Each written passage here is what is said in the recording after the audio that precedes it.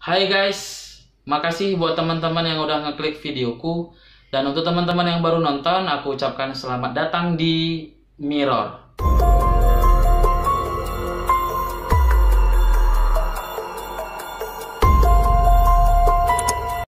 Tempat-tempat wisata di Indonesia sangat banyak macamnya. Ada yang menawarkan keunikan, ada juga yang menawarkan keindahan, bahkan ada yang menawarkan uji adrenalin. Tapi kalian tahu nggak sedikit juga tempat-tempat wisata yang menawarkan pengalaman luar biasa, seperti mengunjungi tempat terhoror di Indonesia. Sebenarnya banyak lokasi horor yang bisa kalian kunjungi dengan nuansa mistis dan akan membuat bulu kuduk kalian itu berdiri.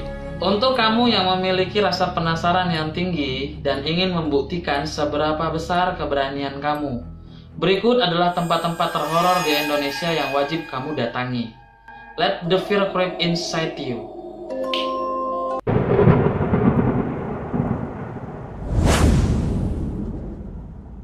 Sebagai salah satu tempat paling angker di Indonesia, Lawang Sewu selalu dijadikan lokasi syuting untuk beberapa reality show misteri yang menunjukkan penampakan-penampakan makhluk gaib. Bahkan di internet sempat tersiar kabar bahwasanya salah satu peserta uji nyali di tempat ini tiba-tiba meninggal dengan misterius setelah proses syuting selesai. Terletak di jantung kota Semarang, Lawang Sewu merupakan simbol era kejayaan kolonial Belanda di Indonesia. Di masa penjajahan Jepang, Lawang Sewu juga dijadikan sebagai markas utama mereka di Semarang. Lorong-lorong bawah tanah yang terdapat di gedung B digunakan mereka untuk menjadi penjara, di mana para tawanan disiksa dengan kejam, kepalanya dipenggal dan ditumpukkan di sudut ruangan. Kalau kalian naik ke lantai atas, suasananya lebih mencekam lagi. Hantu seorang wanita muda yang nekat bunuh diri karena takut disiksa oleh tentara Jepang. Kabarnya sering bergentayangan di area menara dengan kaki yang tidak menjejak ke lantai. Jadi untuk kalian yang penasaran untuk ketemu dengan dia, silahkan teman-teman boleh datang ke Lawang Sewu. Next.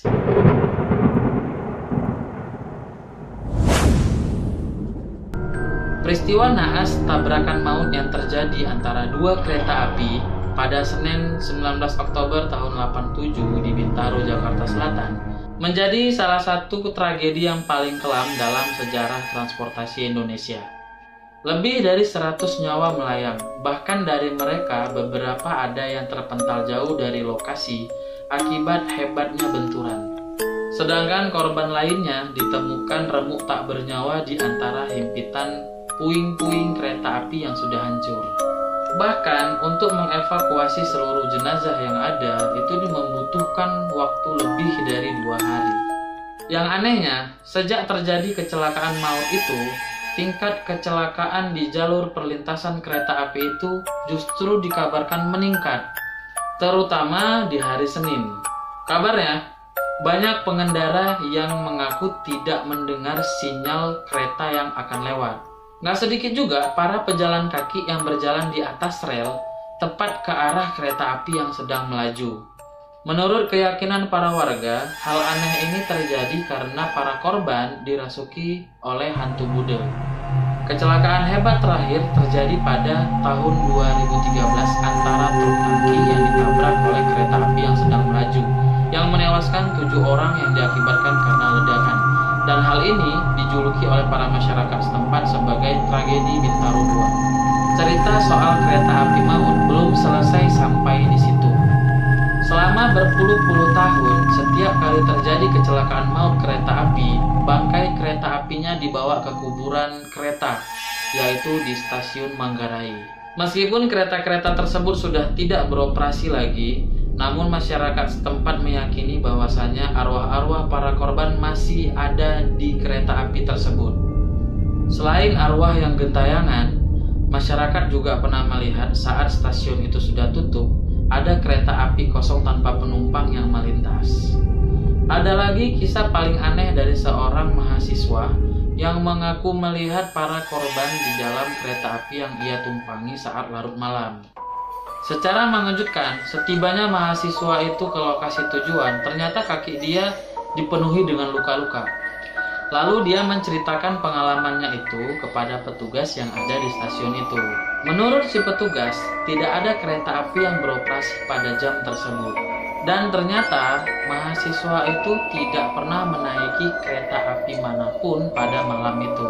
Melainkan dia hanya berlari di sepanjang rel sampai kakinya itu lecet semua. Next.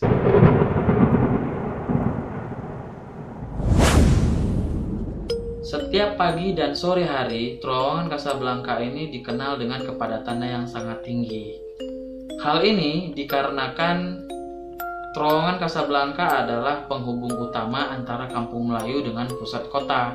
Saking terbiasanya dengan kemacetan yang sangat padat di terowongan Casablanca ini, sampai-sampai kita lupa bahwasanya terowongan tersebut menyimpan peristiwa yang sangat angker.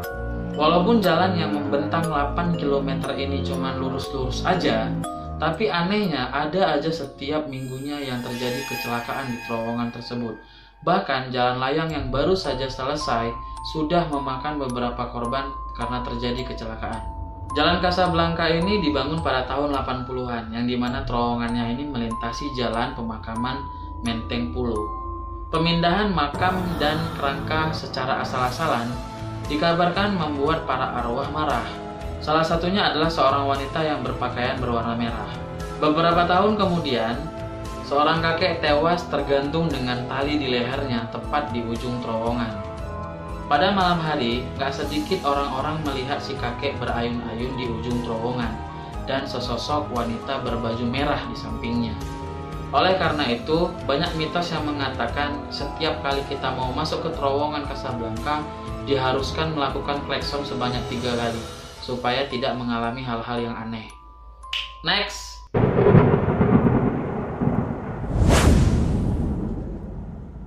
Krisis ekonomi yang terjadi pada akhir tahun 90-an sempat memicu kerusuhan dan pembantaian juga pemerkosaan di mana-mana.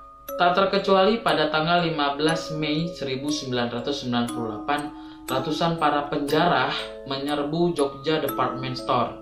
Kejadian itu membuat para pengunjung dan juga pemilik toko panik yang akhirnya berhamburan untuk menyelamatkan diri. Para penjara lantas menyulut api yang melalap habis bangunan 4 lantai ini. Lebih dari 300 orang yang terkurung di dalam bangunan tersebut. Mereka nggak berani keluar karena takut diserang oleh para penjara. Sedihnya, mereka semua habis dilalap api. Tragedi suram tersebut yang sulit dilupakan sampai hari ini dikenal sebagai Mei Kelabu. Sebuah sejarah kelam bangsa Indonesia yang menggegerkan seluruh dunia. Pada tahun 2000, pusat perbelanjaan tersebut dibangun kembali dan beroperasi dengan sebutan Mall Klender. Tapi masih memendam rasa trauma yang sangat mendalam oleh warga sekitar. Katanya, ada beberapa hantu yang bergentayangan di sekitaran mall. Salah satunya adalah penumpang yang misterius. Ketika dia sudah sampai ke tujuan dan turun dari bus tersebut, busnya melaju, dia pun menghilang. Saudaraku juga pernah cerita perihal Mall Klender ini. Ada seorang supir angkot yang lagi narik dan nyari penumpang di depan Mall Klender. Lalu di depan Mall Klender ini ada yang stop, rame juga yang naik. Dia mikirnya mungkin ini adalah rezeki. Yang tadinya angkotnya itu kosong, langsung penuh dengan penumpang dari Mall Klender itu. Waktu angkotnya mau jalan, si supir angkot ini ngerasa kayak ada bau gosong. Nggak sengaja ditengoknya di spion tengah untuk melihat penumpang ke belakang. Ternyata penumpang itu dalam keadaan gosong semua dan meleleh. Bagi kalian yang pernah datang dan berkunjung ke Mall Klender tersebut, mungkin ada memiliki pengalaman-pengalaman mistis tersendiri. Silahkan boleh cerita ke aku dan berbagi pada kami semua. Tulis di kolom komentar di bawah ini. Next.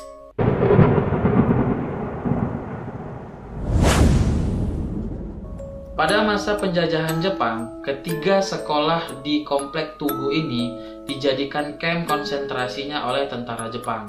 Mereka membuat lorong-lorong kecil yang menghubungkan bangunan-bangunan ini ke stasiun kereta api dan ke kantor gubernur. Pernah ada 2 orang para pelajar SMA yang melakukan eksplorasi terhadap terowongan tersebut, namun malah terjadi hal fatal. Salah satunya buru-buru langsung berbalik arah sambil berteriak. Saking traumanya dia sampai nggak sanggup untuk menceritakan hal-hal apa yang dia alami di dalam. Sedangkan pelajar yang satunya lagi ditemukan di stasiun 2 minggu kemudian dalam keadaan kejiwaan yang sangat terguncang. Mungkin saat itu temannya yang satu lagi berbalik arah dan kembali ke sekolah. Sedangkan si anak yang satu lagi lanjut berjalan ke arah kereta api, ke arah stasiun kereta api. Misteri lainnya yang terjawab sampai saat ini adalah kemunculan bercak darah yang dicoba untuk dibersihkan oleh beberapa tukang, tapi tidak berhasil dibersihkan. Justru orang yang membersihkan noda tersebut malah jatuh sakit. Akhirnya pihak sekolah memutuskan untuk mengganti dengan ubin yang baru.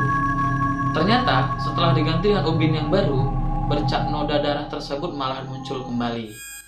Aula Tubud sangat dipercaya menjadi bangunan yang sangat menyeramkan di komplek ini. Meskipun noda darah tersebut sudah dihilangkan dan ditutup dengan pemasangan lantai kayu, ruangan ini tetap tertutup bagi pengunjung saat malam hari. Pasalnya, kabar dari beberapa orang yang melihat di ruangan ini sering ada penampakan hantu tak berkepala dan hantu tentara Jepang. Untuk teman-teman yang ingin melakukan uji nyali di tempat ini, dipersilahkan, tapi aku tidak tanggung akibatnya. Itu tadi beberapa lokasi terhoror yang ada di Indonesia yang mungkin bisa kalian datangi untuk menguji seberapa hebat keberanian kalian. Bagi teman-teman yang suka, silahkan boleh like videoku, lalu tekan subscribe sekarang juga untuk menerima info-info menarik lainnya.